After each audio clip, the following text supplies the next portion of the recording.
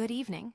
Tonight's video brings another set of Reddit horror stories, accounts of unsettling encounters and eerie moments that stay with you. Whether you're winding down for the night, drifting off to sleep, or just need something to keep you company while doing chores, these stories are meant to be heard in the dark. Let's begin. Melvin's Maggot Farm. Melvin was bullied relentlessly. At times, it felt like the almost comical youth ultraviolence seen in the books of King and Burgess.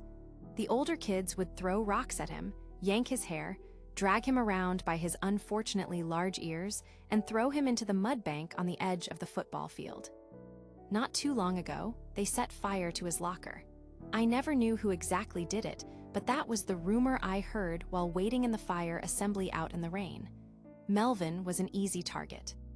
He was thoroughly overweight, had pasty skin the color of bacon fat, and smelled of something I don't care to mention. His nose looked like an invisible hand was pulling his nostrils firmly upwards, and his hair was a shade of beester with the texture of wet straw. He should be wearing glasses, but they'd only ever last a day, and Medicaid can only go so far. The worst bit was that he didn't have the smarts to make up for it. It wasn't like he was some quiet academic who will eventually one-up his bullies, not through violence but through success. In class, he was a failure. It wasn't all his fault, though. Our school was pathetically underfunded, and Melvin had no way of getting the extra help he needed. He lived on the other side of the tracks, a caravan park on the edge of town that my mother warned me never to go near. I didn't know much about his home life until it was all over the news. Melvin did have one thing he excelled in, though. When I was younger, around 5 or 6, I was actually good friends with him. That was before it became common law not to be associated with him. Anytime I spent with him, he'd shower me in bug facts. Even now, whenever he had a moment of solace at school, he'd spend it crouched in the corner of the yard, digging through the earth with his rusted fork. Any insects he found he'd store away in a little plastic bag he brought everywhere with him. He would fill that bag with just about any small creature he got his hands on. Then, when it was almost full, he'd seal it and turn its contents into a fine mush with a rock. For the rest of the week, you'd never see him without that bag. That is, until someone inevitably took it from him, and he had to begin the process all over again. Now, nobody liked Melvin. I didn't either, not that I felt the need to violently show it. If you had told me last year that I'd end up spending my summer hanging out with him, I probably would have spat on you. It started with a little girl's bike. Me and my friends were dicking around in my cul-de-sac when Chet, the anthropomorphic glue that kept our friend group together, decided it would be funny to steal the bicycle of my neighbor's 5-year-old daughter. We egged him on, and he went through with it, and spent the rest of the day riding around on it. By the evening, he'd gotten tired of it and dumped it on the edge of the creek. As soon as I returned home, my mother confronted me about it. Apparently, that little girl spent the entire day bawling her eyes out in the middle of the street. Admittedly, I snitched immediately. Chet ended up being fined an amount he never told us. After it came out that I was the one who grassed, I was persona non grata. Within the week, I knew what it was like to be Melvin. I spent yard time standing on my own, lamenting. Still, I never tried to find a friend in Melvin, thought I wouldn't have to stoop that low. This all carried on until the summer and beyond. By mid-June, social solitary confinement was getting to me. I thought long and hard about extending an olive branch to Melvin, but always decided against it. Eventually, my mind was made up for me. One morning, my mother woke me up around noon and told me that there was a friend waiting for me at the door. I leapt out of bed, hoping it was someone from my old posse. Maybe even Chet coming to make up. Instead, I found Melvin awkwardly standing on my front porch. "What do you want?" I launched into an interrogation. "I was wondering if you'd come play with me today," he told me in his low, nasally voice. After a minute of internal debate, I thought fuck it. I shouted to my mom that I'll be back before dinner, and left to spend the day with Melvin. Our first conversation together felt like dialogue from one of those shitty How to Make Friends books. He attempted some polite icebreakers, told a few bad jokes, and offered me a piece of apple-flavored chewing gum. I declined since the packet had a bit of a stain on it. Before long, our interactions began to resemble normal. We made our way down to the creek, chatting and hitting things with sticks. Melvin is an interesting guy once you get to know him. Apparently, he did live in the trailer park, but not in a trailer. His stepdad was the landlord, and they lived in a large house at the head of the grounds. His mother worked long hours at some place or another, and Melvin spent a lot of time home alone. As we were talking and traversing our way over a moss-covered log, Melvin suddenly squealed with delight and pointed at something I couldn't see. He jumped from the felled tree and dropped to his knees, scrounging around in the mud. I crouched next to him and watched in awe as he pulled out the largest, thickest grub I'd ever seen out from under a leaf. "Whoa, man, that's disgusting. Cool," I yelled. Melvin held the grub uncomfortably close to his lips as he gazed longingly at it. Eventually, he snapped out of the trance and, with his free hand, rummaged around in a fanny pack. He pulled out a plastic Ziploc bag filled with a rancid paste of crushed invertebrates. He opened it with his teeth and gently placed the grub inside of it. He zipped it up again and stuffed it back inside of his pack. "Why do you do that?" I asked him, bluntly. "Do what?" Melvin replied. "You know," I answered, "that thing you always do, with the plastic bags and the insects." Melvin shrugged earnestly, and that was the last we talked on that subject. This became my summer routine. Almost every other day, I'd spend hours hanging out with Melvin, usually down at the creek. I made sure, as best I could, to not be seen by any of my old friends. If it came out that I was spending my time with Melvin, any last hopes I had of clawing back my popularity were done for. On this particular day in July, me and Mel were walking to our usual spot. I peeped over the brow of a small yet steep hill just before he did. I quickly dropped to the ground when I saw Chet and a few others on the other side, making their way towards us. I scurried backwards and pathetically took off running, past Melvin and across to the other side of the clearing. Panting, I glanced from behind the tree I was using as my hiding place. I watched Chet and the gang lock eyes with Melvin as she climbed down from the slope. Before he could run like me, they pounced on him. I carried on watching, and they buried his face into the mud, stamping on his hand and pinching his neck. I turned around and walked back home. I didn't see Melvin for a few days after that. When he did finally turn up at my door again, he had a black eye and a swollen lip. I stupidly asked him, "Are you okay?" and left it at that. I didn't bother apologizing. I didn't think there was anything to say sorry for at the time. It was that day he suggested we should hang out at his house. I was reluctant, but seeing the state he was in, I understood his reasoning. Despite my mother's warning, I followed Melvin to the trailer park. It was as rundown as I imagined. Bits of scrap, metal, and old cars were strewn across the front lawns of the caravans. From old wire hung wet clothes that dripped a slow rain onto the already sodden earth underneath. I would have believed you if you told me the place was abandoned. Melvin's house emerged further down the trail. It was an infancy bungalow, although it at least had a fresh lick of paint. Tacked onto the side of it was a small reception. Melvin informed me both of his parents were working. His father owned the source of the low rent, that being the dump next to the trailer park. He admitted that he didn't know where his mother worked, but that she was out all day, most days. The first thing I noticed was the dust. Every surface in his house was covered in a thin skin of dust and cobwebs. The place smelled strange. I honestly couldn't think of a better adjective for it. The wallpaper was completely mismatched, and when I looked more closely at the dozens of pictures hanging up, I realized that each of them seemed to display a different family. I was too preoccupied during the rest of our time together to ask him about it. We had drinks and snacks, of which he seemed to have an endless supply of both. We realized that we both were big fans of the same trading card game, so a few hours of that scorching hot day were spent in his room playing it. He had some pretty rare, expensive cards in his collection, and every time his back was turned, I made sure to pocket one. Melvin's room was a mess. It stank of piss, and the corners were decorated with black mold. Clothes were everywhere, as were roaches.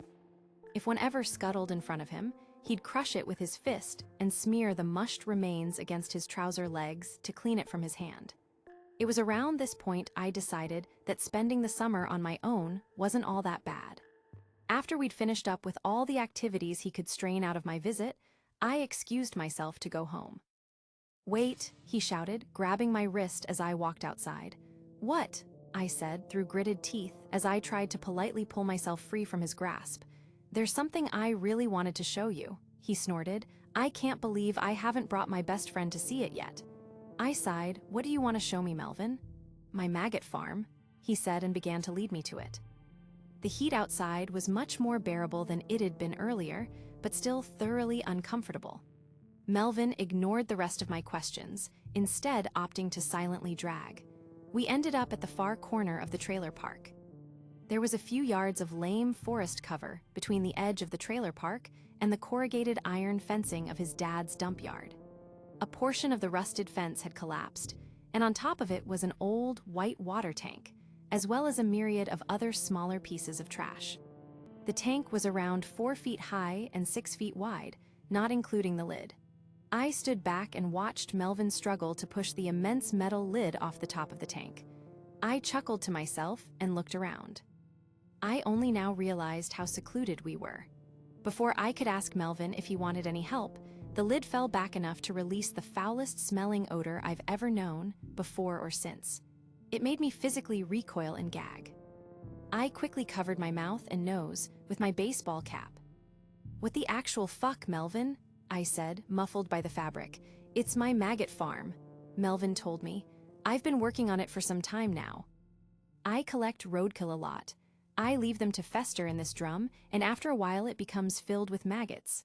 Come have a closer look." I stared in pure shock at Melvin. He looked like a prideful child, finally getting to share his glittery art piece with his parents. When I didn't immediately take a peek at it, he spoke again, more forcefully this time.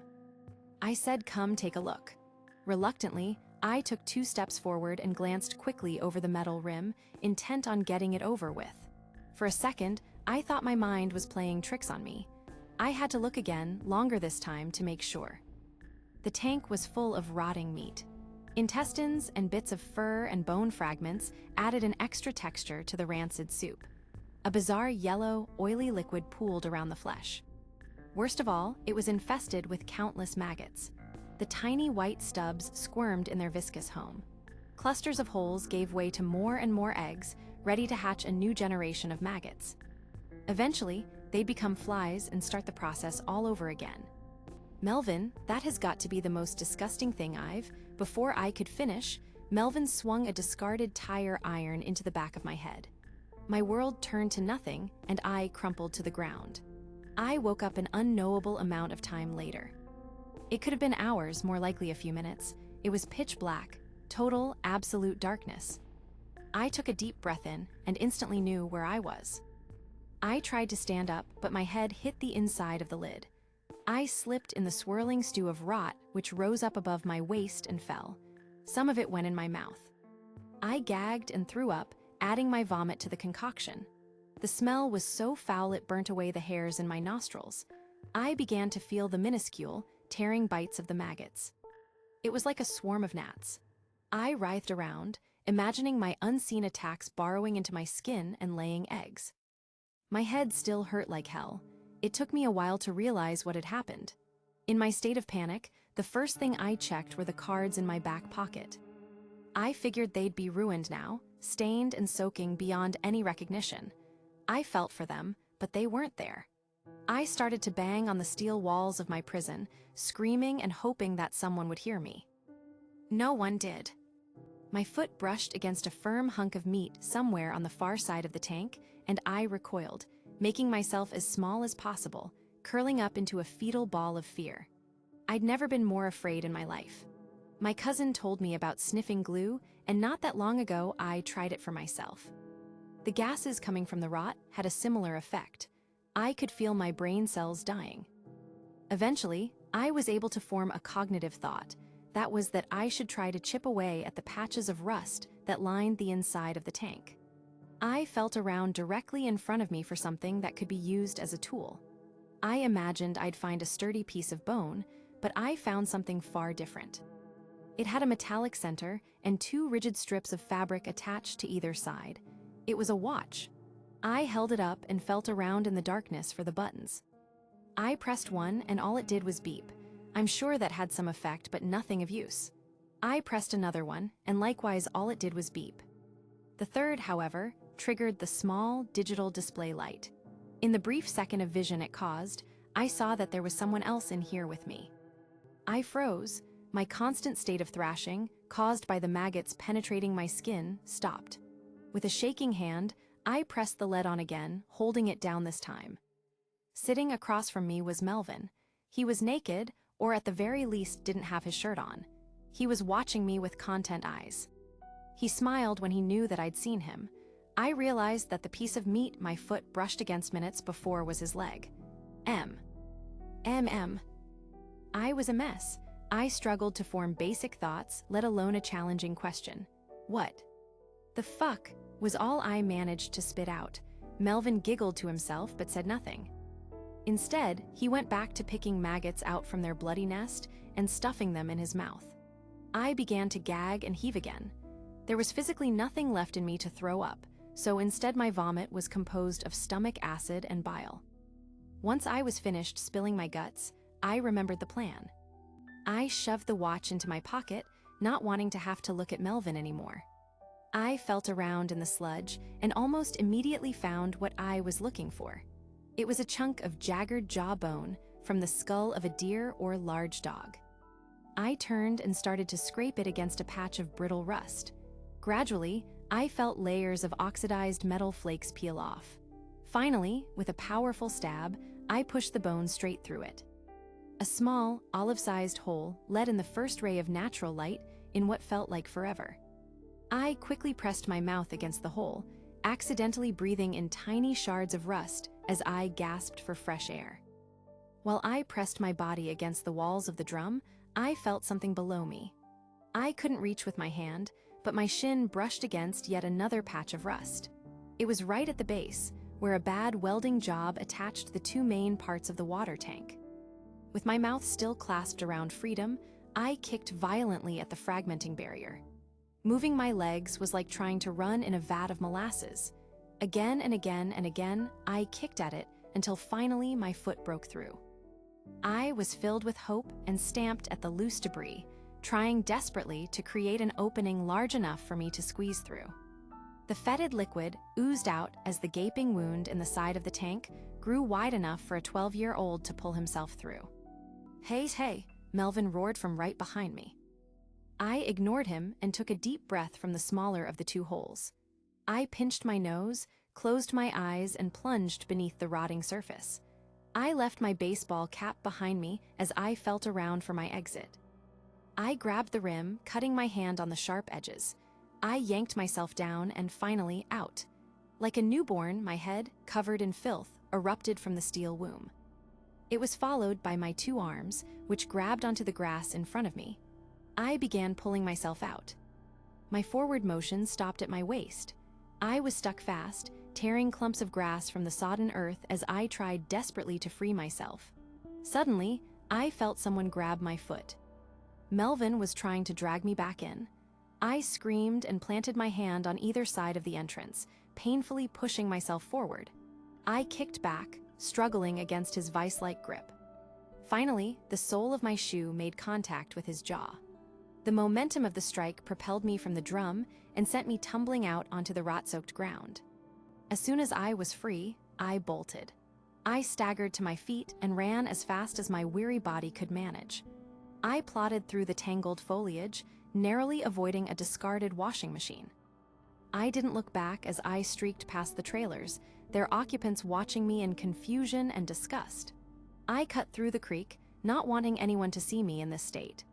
I emerged near my house and walked the last few yards, exhausted. This took place in the summer of 1995 and was a pivotal moment in my life. I go to therapy often, not only because of the events of that day, but it does tend to come up in almost every session. My mother was so disturbed by what happened to me, she rang the police. A cop turned up at my house to talk to. He was trying to figure out exactly what had happened. Once I spewed my account and he finished his coffee, he thanked us and turned to leave. Just before he did, he spotted the digital watch in the kitchen bin. It was the one that had been in my pocket since the incident, the one my mother threw away along with my ruined clothes. He turned white when he saw it. He grabbed some tissue paper and wrapped his hand in it, picking up the filth-covered watch which had, to the cop, an oddly familiar gecko pattern on the straps. "Where did you find this?" he said in a low, worrying voice. I told him that I was the watch I mentioned in my account, the one I found in the Maggot farm. My parents never told me what happened next. It was to protect me, I suppose. A day later, it was plastered all over the local news that a small business owner and dedicated family man, who I realized was Melvin's dad, had been arrested. Anytime it was mentioned, my mother would quickly turn the channel over. As far as I could remember, I never saw Melvin again. He stopped showing up to school, and the prevailing theory was that he'd been made to live with his aunt the state over. Not that I could talk to any about it. As in Melvin's absence, I became the new punching bag for anyone with a broken home life for the rest of middle school. I'm 42 now and have kids of my own. A boy and a girl, aged 6 and 8. I moved away from my hometown long ago and now live a quaint, happy life. Recently, my brother visited and told me about a Facebook group he recently joined that was dedicated to my old school. Yesterday evening, I sat down with my kids to show them what I had to put up with and to get a nice dose of nostalgia. The most recent post was about a boy I didn't recognize, but soon remembered was the younger brother of my old friend Simon. A few days ago was the 30th anniversary of his disappearance. The comments were filled with outpourings of sympathy and reminiscing. I looked at the photo and then at my son. As a parent, hearing about these sorts of stories really strikes a nerve. I studied the boy in the picture while my children fired a barrage of questions at me. His sweet grin and rosy cheeks brought a tear to my eye as I mentally put myself in the position of his grieving parents all those years ago. I wonder what my children were thinking as they watched me drop the phone, then fall to my knees, wailing and crying into my hands.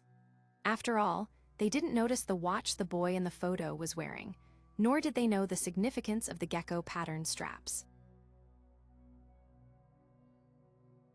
The wheel. It wasn't supposed to be this way. It wasn't supposed to end like this. But my life will never be the same. I am doomed to live this endless cycle of torture because I didn't listen to my gut. "No, I swear it's abandoned," my friend John said across the table.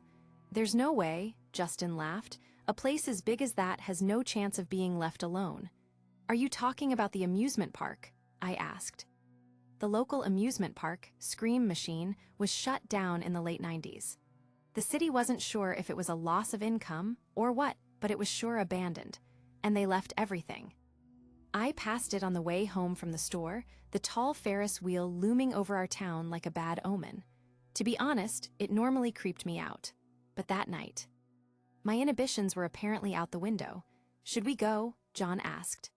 "Why would we go?" I countered. "Exploring that place is for teenagers. We are too old for it." "Oh, I guess Tyler is a chicken. He can go home. I'll go with you, John," Justin snorted, laughing into his beer. That irked me, and maybe it was a pride thing. But it was working. "Okay, if I agree, what would we even do?" I asked, putting my empty bottle on the sticky wooden table. John's eyes sparkled mischievously. "We have to do it right. We need to do all the games that the kids do. Bloody Mary in the House of Mirrors, taking a selfie with the creepy clown on the big sign, and a loop on the Ferris wheel. Whatever else we can do," John explained, counting out the activities on his fingers. "Why do you care about doing this?" I asked, looking between the two of them. "Because we are old now and never do anything fun, so let's do something fun while we still can," Justin says, shrugging. I realized that these guys needed this, much more than I did, so I might as well indulge them. "All right, let's go," I say. About 20 minutes later, the three of us are walking through the broken gate hanging on by a single bolt. The theme park in its heyday was a magical place, filled with rainbow lights, sugar as far as the eye can see, and rides that were just sketchy enough to make your parents second-guess letting you on. Now it was dark. A couple random rainbow bulbs still flickered in and out of abandoned attractions. The snack machines had cobwebs and spiders making new homes for themselves, while rats scurried along the pavement, looking for anything to eat. "This place looks like a horror movie," I said, narrowly avoiding a rat who scurried past me on a mission. "I know, isn't it great?" John said. "We pass by the snack bar and head into the attractions." "Oh, they have a fun mirror, the kind that makes you look weird. Let's get a picture," John says, walking over. Me and Justin follow, and we take a group photo in the mirror. "Perfect, I'm going to post it," John says, tapping on his phone screen. I look back at myself in the mirror, seeing my face become a distorted one when I see the Ferris wheel in the reflection. I turn over my shoulder and see its dark presence, much closer than I thought it would be. Something about it, I can't put my finger on it, it exudes a dark energy. Like an invisible black fog circles it. "You want to do the wheel?" Justin asks. I shake my head. "No, and it doesn't work anyways," I tell him. "Yeah, it does," Justin says. "My aunt worked here when she was a teen and she taught me how to start it up, but she said it's supposedly haunted." "So only at your own risk. How is it haunted?" I ask. Justin shrugs. "I'm not sure, she didn't know how either. She just said if people got on alone, they came off." "Different. I asked her what she meant, and she just said she shouldn't talk about it," Justin said, heading towards the wheel. John practically skips after him, and I trudge behind slowly. The closer I get to the Ferris wheel, the more uneasy I feel. Justin makes it to the control panel first, and after pressing some buttons and messing with some wires, it flares to life. Red lights flicker poorly on the lines of the wheel, and the small cabins begin to move slowly. "Boo-um," Justin cheers. "I can't believe it works," John exclaims. I'm staring at the lights, and I feel myself get lost in the flickering. The reds expand, filling my vision until it's the only thing I can see.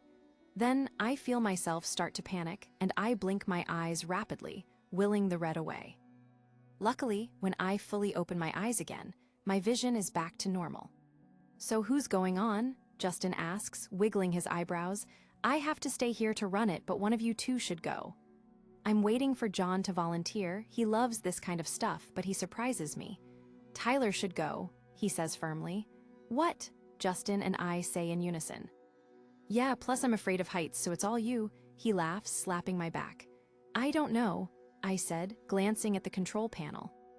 "Hey man, look, we have an emergency shut-off here," Justin says, showing me. "Yeah, if you get scared, wave your hand out the window and we will get you down ASAP," John says.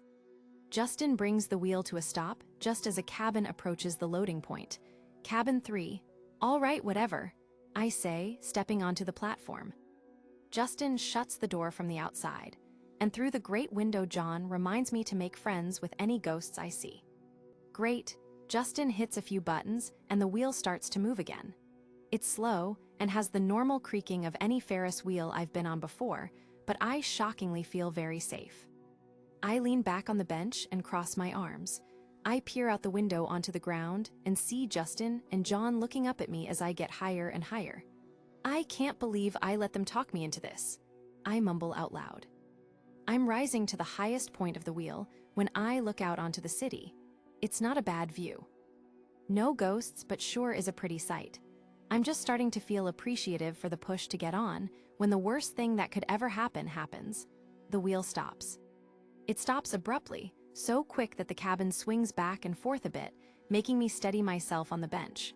"I swear if they are messing with me," I say out loud. I look down through the window and see Justin focused on the board with John looking over his shoulder with a concerned face. "Hey guys," I yell, waving my hand. "It stopped," Justin yells. "We will fix it, just give me a sec. We'll get you down, buddy." "Just relax," John yells too, and I see him pull out his phone. With my luck, they are Googling how to fix haunted Ferris wheel. I sigh and return to my crossed-arm position on the bench.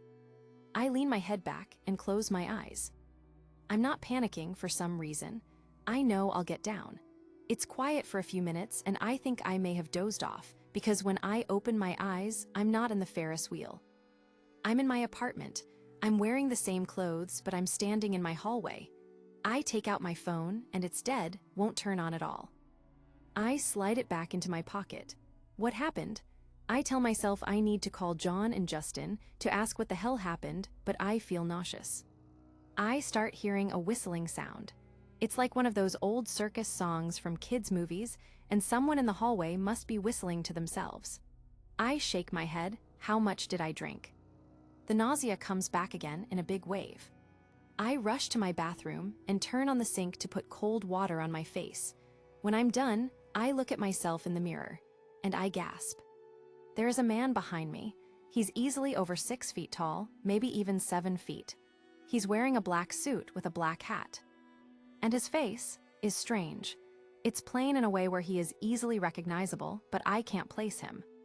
He's just standing over my shoulder in the mirror, and we both watch each other. I feel my breathing become shaky, but I don't move. After what feels like hours, he opens his mouth, and his guttural voice says 4 words. "I'll see you soon." He then places a cold hand on my shoulder, so cold that I can feel it through my t-shirt. My heart starts beating so fast, it's like it's trying to break out of my chest. I squeeze my eyes closed and take a long breath in. When I open my eyes, I'm moving slowly. I'm back on the Ferris wheel. I am breathing heavily and looking around the cabin for the man in the hat, but I am still alone. I hear whoops and hollers from down below as I slowly make my descent. Once the carriage hits the ground, I'm practically banging on the door to be let out. Justin quickly unclamps the door as I fall out of it, almost hyperventilating. "Whoa. Are you okay, Tyler?" John gets down on the ground and puts his hand on my back. "How long did you leave me up there? Were you pranking me? It wasn't funny." I'm yelling now, and Justin and John's faces turn white. They look at each other and then back to me. "Tyler, you were stuck for like 2 minutes," John says slowly. "No," I yell, "you left me up there for at least half an hour." Justin shakes his head. "No, Ty, we promise it was quick." "Did something happen?" he asked. I shake my head and look back at the wheel. It's just standing there mocking me. I don't know, maybe I fell asleep. "I had a horrible dream," I stammer. I tell them what happened in the dream, about the man in the mirror. They were silent the whole time. "I'm sorry I yelled at you guys. I just got freaked out, I guess," I mumble. "Tyler, I'm not trying to freak you out anymore," Justin says, "but my aunt told me about this look people got on their face when they got off the wheel. I always thought she was just messing with me, but your face looks like that." "Do you think the dream meant something?" John asks. I'm quiet for a moment, going through the dream again in my head. "I don't know. What if that man wants to hurt me?" I whisper. No, I'm sure it's not that," John exclaims. "Maybe it is," Justin says, turning off the wheel. "Why would you say that?" John asks sharply. "I do know. My aunt said no one ever came back to ride the wheel solo again, like, she literally never saw them again." "What if this is why?" Justin asks, looking at both of us. "I'm sure it's just a coincidence that she never saw anyone again, but let's assume this is true. Where were you in your dream?" John asks me. "I was at home, looking in my bathroom mirror." I tell them. "Then, maybe don't look in that mirror for a while?" John asks. "Yeah, maybe. Look, guys, I'm kind of done with this. Can we leave?" I ask. "Of course," Justin says. "Yeah, I'll drive you home," John tells me. I shoot him a look. "I mean, you can stay with me tonight," he corrects. As we walk through the broken gate, I look back at the Ferris wheel, and a single red bulb flickers back at me. I avoid the mirror not only the next day, but indefinitely. I get to the point where I can hardly even enter the room, and I've covered the mirror with a towel. Nightmares of the man in the hat haunt me every night, and I wake up gasping every time. I list my apartment for sale, but no one is interested. I start working in person instead of remotely. I can't be at my place longer than I have to. And for the first few days, it works. I am barely home, avoid mirrors altogether, and I feel like I'm doing the right thing. But one day, as I'm walking to work, I cross a busy street and I see something. I have to squint because he's far away. But the man in the hat is standing far down the street, not moving, not emoting, just staring. At me, I feel my blood pressure start to rise, and I rub my eyes before looking back, hoping it was my eyes playing tricks on me. But he's still there. I put my head down and quickly walk into my office building. He's gone when I leave work. Over the next several weeks, I see the man everywhere. He's at the grocery store at the far other end of the aisle. Not shopping, just facing me and staring. Slowly, he's getting closer and closer to me. I walk to my local bodega, and he's under a streetlight about half a block away. He doesn't say anything, but he starts to whistle. He whistles that familiar circus song I hear in my dreams. "What do you want from me?" I yell out. He doesn't respond, and he doesn't move. I'm angry now, and I storm up to him, but once I get within 10 feet, he vanishes. He becomes the only consistent thing in my life. I've given up dating altogether because he was always over their shoulder in the restaurant. He consumes my life. Justin and John call to check in, but eventually I stop responding. Talking to them reminds me of that night, and I can't help but blame them for encouraging me to ride the wheel. I turn into a shell of myself. I let that night consume me. Months go by, and the few times I am at home, I am on high alert for his face. But he never comes closer than the sidewalk outside. What is he waiting for? After 8 months, I can't take it anymore. I need to end this. I need to go back to where it started. It's midnight when I cross the familiar broken gates of the Scream Machine, and I head straight for the Ferris wheel. I watched about a dozen videos online about how to turn one of these on, because I couldn't bring myself to ask Justin or John for help. But this will work, this will fix me, and then I can be my old self again. The wheel flares to life, as if welcoming me back. The carriage stops, I step inside and close the door. Cabin 3 is painted on the inside door. I'll have to hold it closed, but I just need one round. I set the wheel on a timed stop, so it should release me once I do a lap.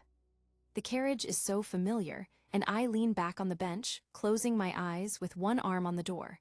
I wait, and nothing happens for a second.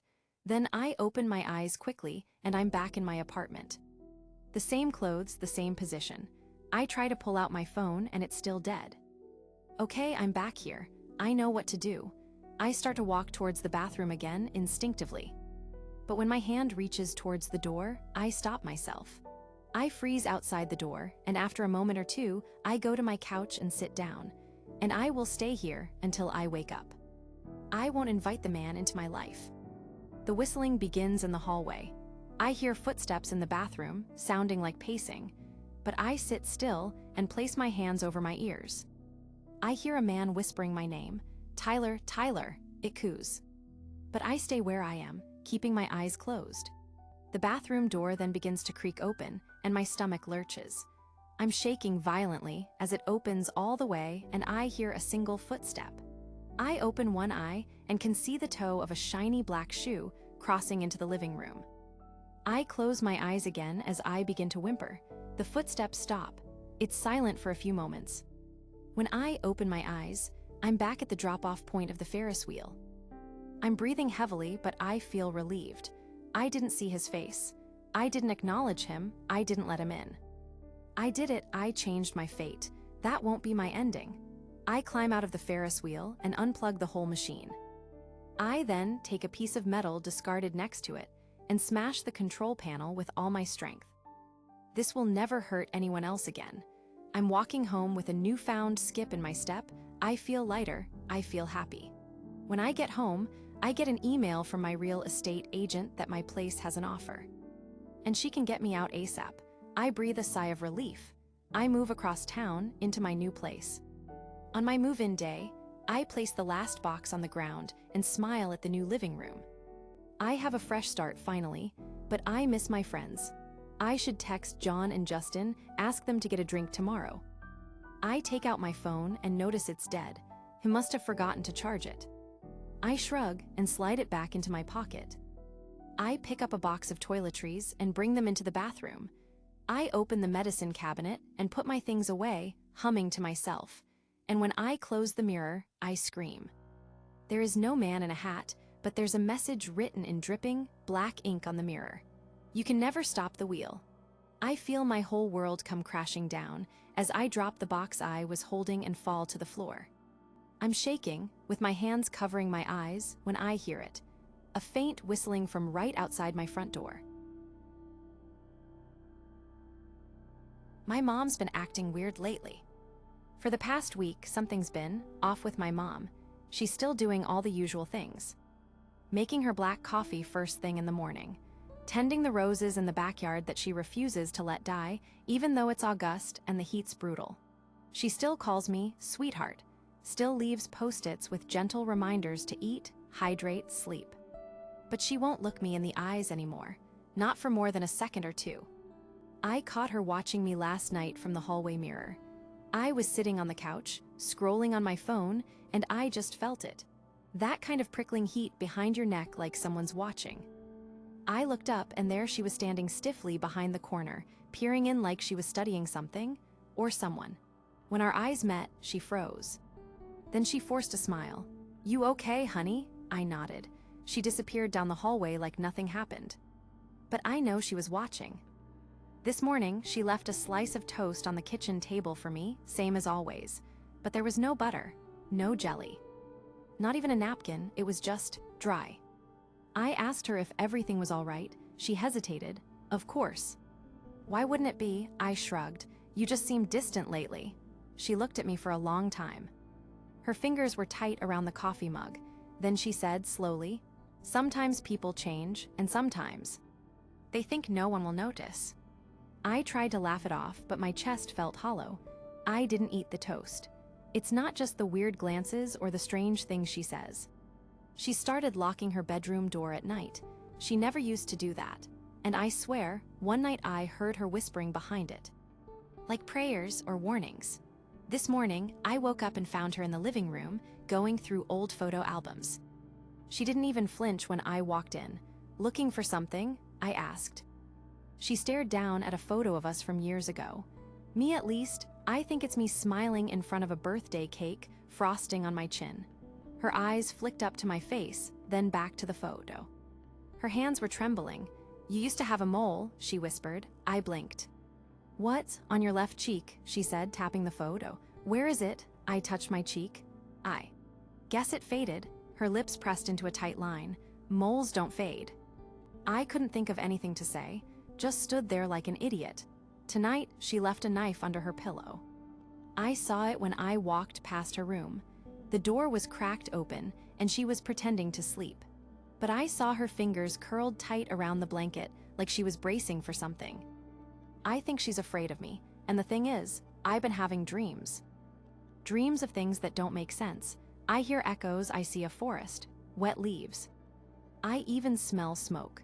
And my face staring at me with wide, terrified eyes as I reached out for him, as I stepped into my skin. I start to question myself. What am I? Am I really who I am? Then one night I go to the bathroom and look in the mirror and see all the imperfections, all the mistakes. Then I see what my mom sees. I'm not her son and mom knows it. That concludes tonight's stories. If you enjoyed spending this time here, a like and subscribe will help you catch the next collection. I'd also like to hear your thoughts, so let me know in the comments which story stayed with you. Thanks for listening, and until next time, stay safe in the dark.